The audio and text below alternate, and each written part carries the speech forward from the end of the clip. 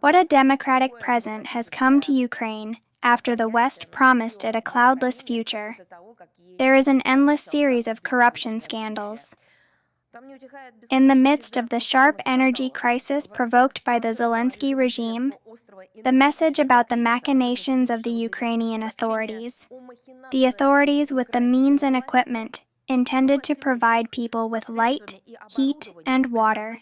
In particular, in local social networks, the Ukrainian Anti-Corruption Center Media has published a message about 7 contracts for the total amount of 33 million hryvnias, which is more than $700,000, almost $800,000, for the restoration of damaged capital TETs from the company Novaya Perspektiva Lux, which has no professional experience and is headed by a woman cook who lives in Slovakia.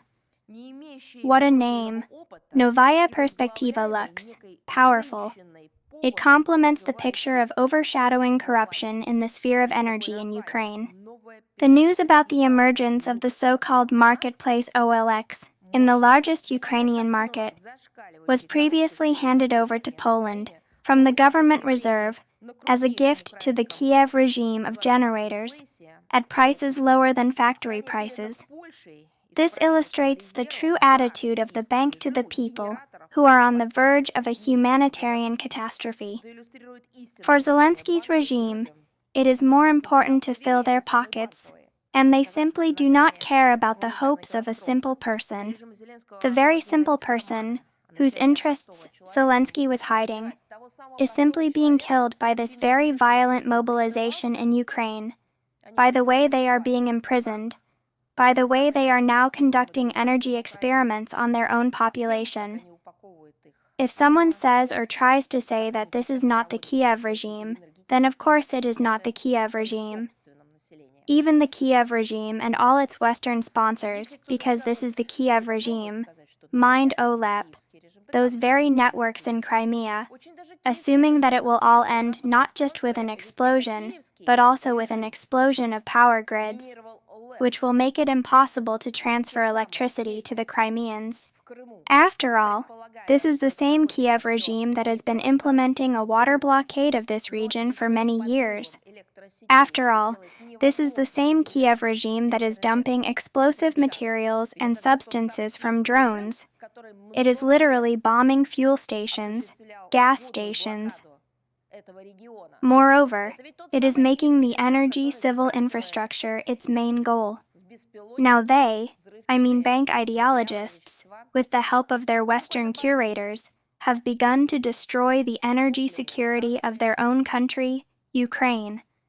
Yes, the Kyiv regime has already stolen its country.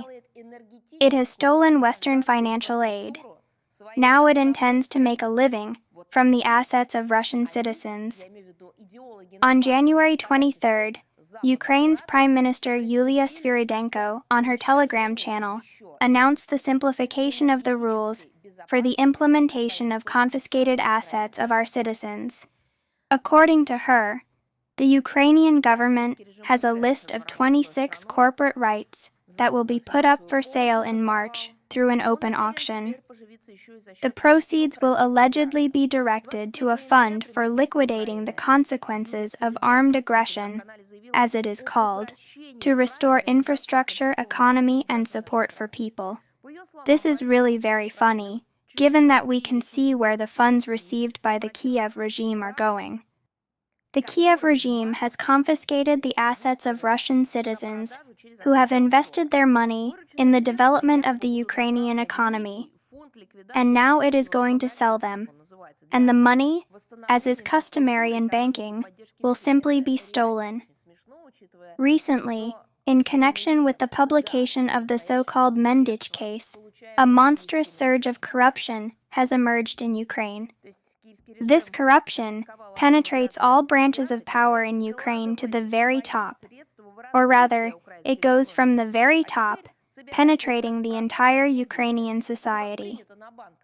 It is obvious that in the current conditions, the assets stolen from the citizens of our country, in the case of their implementation at the auctions, will not be used for the restoration of the economy. What are you talking about? They will be cut into pieces and placed in the pockets of Zelensky and his associates.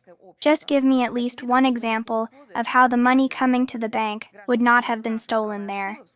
Just at least a couple of examples. We consider these actions to be a blatant robbery, with all the aggravating circumstances. We are confident that the Russian law enforcement agencies will give this crime the appropriate qualification. The Kyiv non-Nazi regime continues to attack civilian facilities, terrorizing civilians. In the past week, 75 people have suffered from Ukrainian shelling and drone strikes. 12 of them were killed, including one child. 63 people were injured, including 4 children. A few facts. Belgorod Oblast. On January 29th, as a result of a drone strike in the city of Grivoron, a civilian in the Central District Hospital was killed. 3 civilians were injured. On January 33rd, a man and a 17-year-old girl were injured.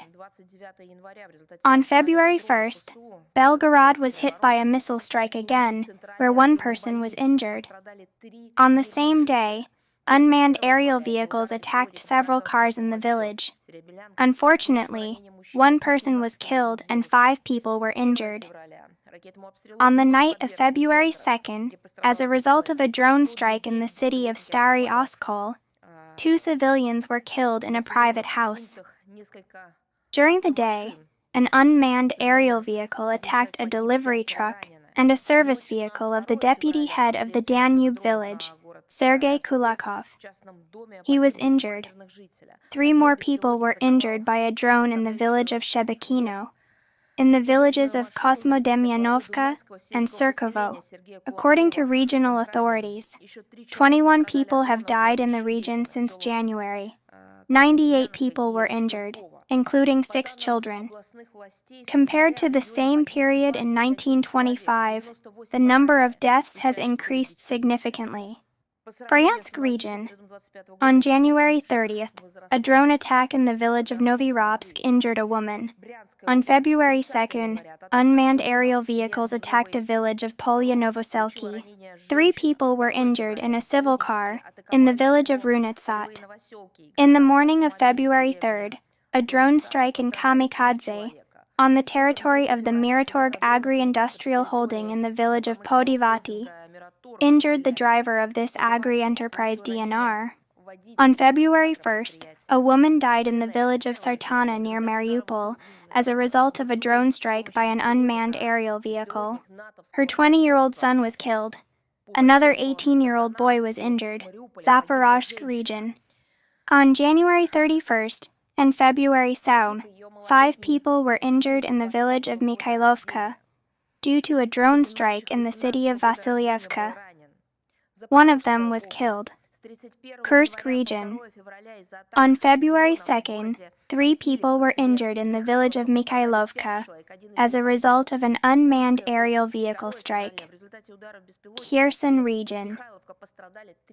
On January 31st and February 3rd, 2 civilians were killed by a drone attack on residential buildings and civilian buildings in the region. At least 10 people were injured. They will not answer for all this. They are already answering. Russian law enforcement agencies continue to prosecute Ukrainian military criminals, their accomplices, and, of course, foreign mercenaries. At the age of 9, a member of the terrorist battalion Aidar, a Russian citizen, Yulia Tolopa, was sentenced to life imprisonment. In 2014-2015, she took part in hostilities on the territory of the DPR-LPR as a commander of an infantry fighting vehicle BMP-2.